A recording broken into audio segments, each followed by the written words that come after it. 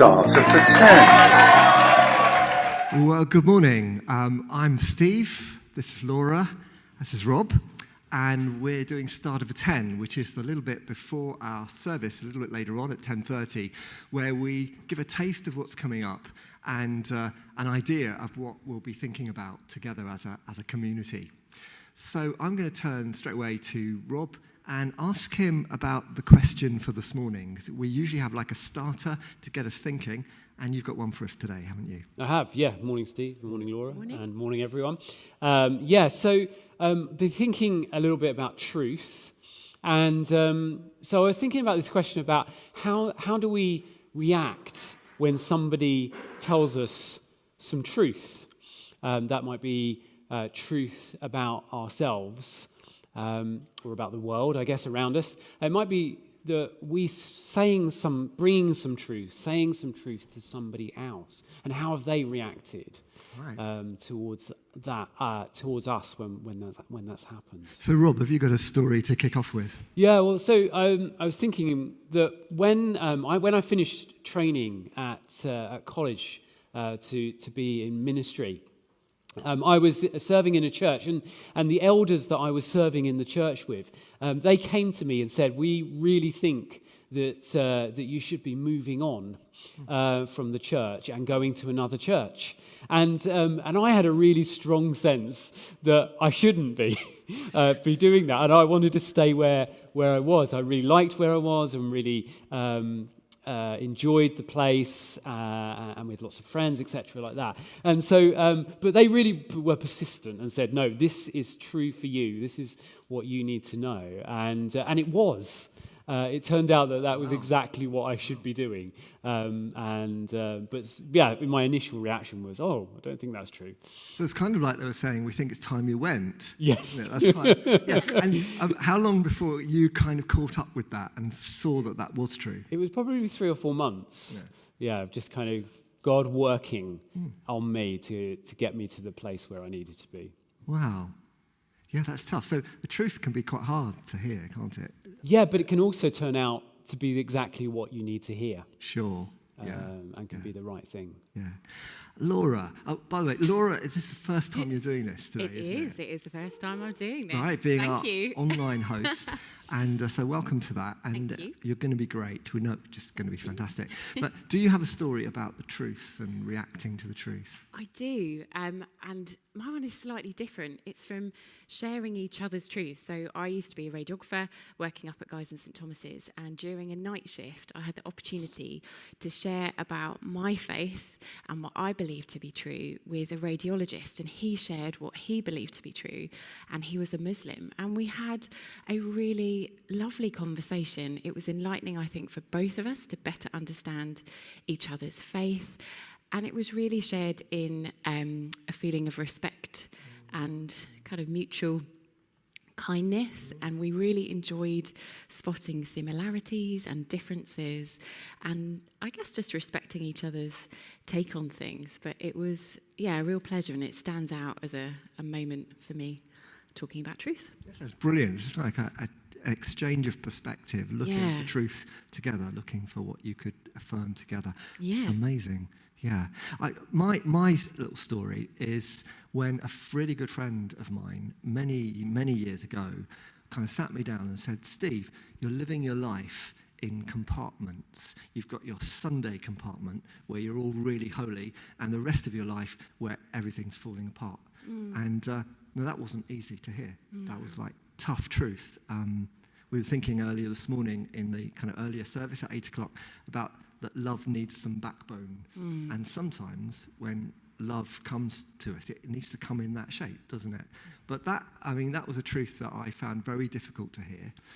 He was basically saying, "You're a hypocrite." And no one likes to hear that, or have that label kind of put your way.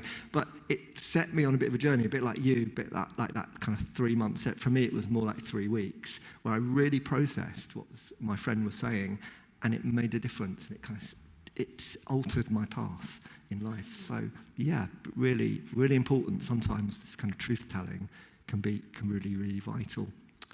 And we really want to hear from you in the next few minutes. If you're online now, love to get your ideas on the question which Laura will remind us about now.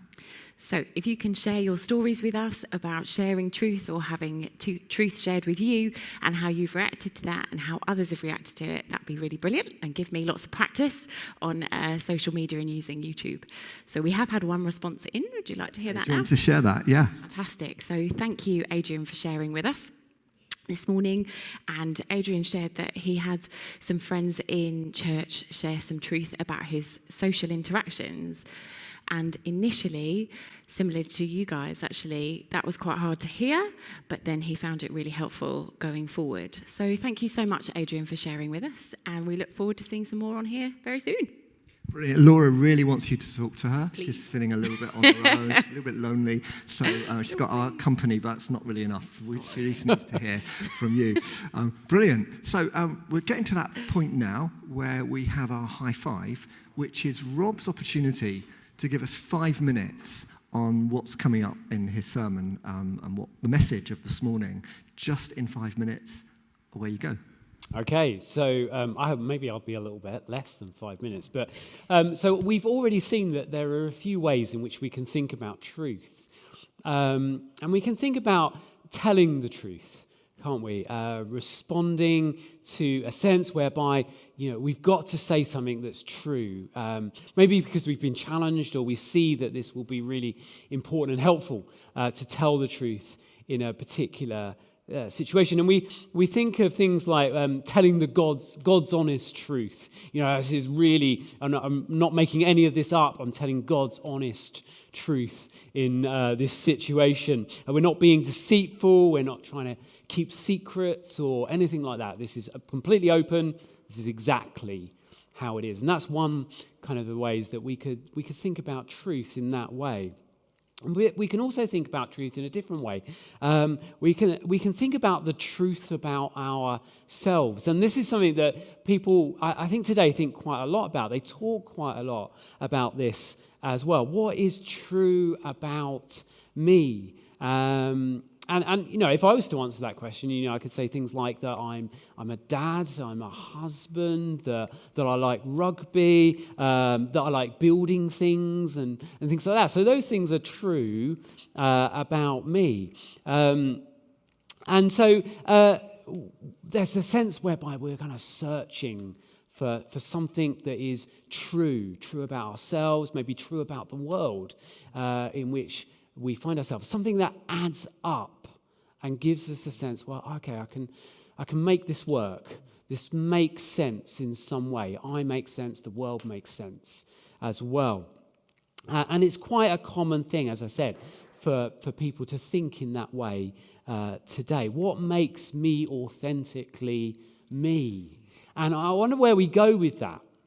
Some of us might look out into the world and we might think to ourselves, okay, so who is it that I might compare myself to that might give me a sense of, what's true? What's true about me? And we might compare ourselves to other people when we do that. Others of us might think about truth in the sense of searching for something true within, like there's something inside of us that might give us a sense that this is true, but my life has a truth and a meaning, therefore, about it, a truthfulness about my life. And I think that way of searching for truth, it might have some value, but I think ultimately it will leave us, it's going to leave us empty. It will fail us. That's that way of searching for truth, because actually the Bible gives us another way to think about finding truth. And it tells us a story in which it invites ourselves to place ourselves within that story and to look at God and to understand from Him that we're made in His image.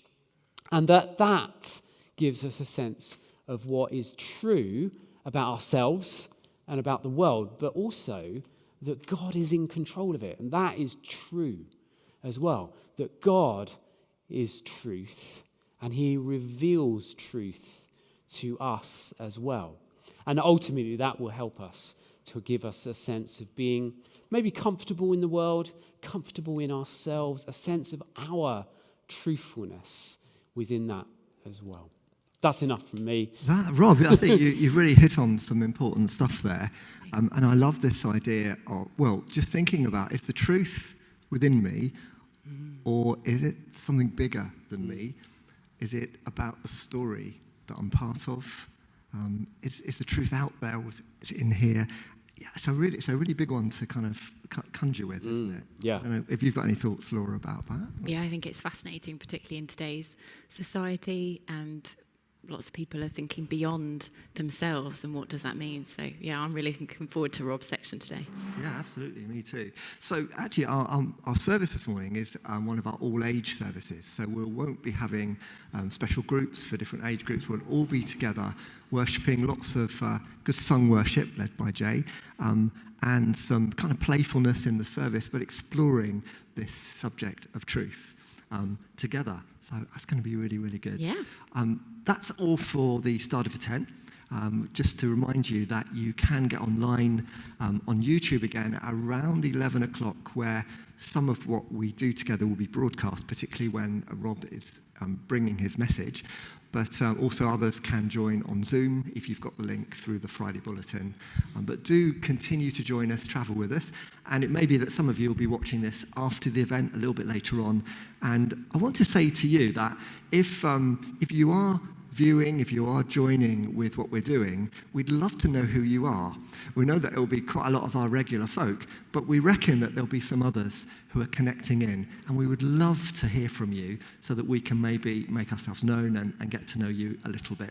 So I think that's all for this morning. Going to hand on to the media team now, going to take us out with the... No. You've got time to go to Laura. Right. So this is not the end. This is not the end. Laura, what's going on online? Are you getting any traffic? There's some more. Oh, and that's I've got to brilliant. learn to link Yes. in more clearly Yes. to prompt. No, it's fine. But I just wanted to say a big thank you to everyone that's sharing. It's really, really good. Some more stories of church friends sharing some home truths, but that being really pure gold, actually, Dawn's described it as, which is really telling that really speaks to our hearts. Mac has written in about the truth that younger children so often tell us, and that they often cut straight through to the truth, which as a mum of 2 boys, I recognise that. So thank you, Mac, that's really, really helpful. And Barbara has shared about really wanting to give a true impression about how she feels, and not wanting to give an impression that she's better, or I think it feeds into how sometimes we can come and show up and do that I'm fine, when actually we might not be fine, and that it's okay to show up as who we truly are. So thank you so much for everyone who shared. That's really helpful. Thank you. Thank you for sharing with Laura. She's feeling really good about it. I am. I feel the vibes, feel the vibes coming through. So bless you. I think that now is everything It is today. And God bless you, and see you again next time.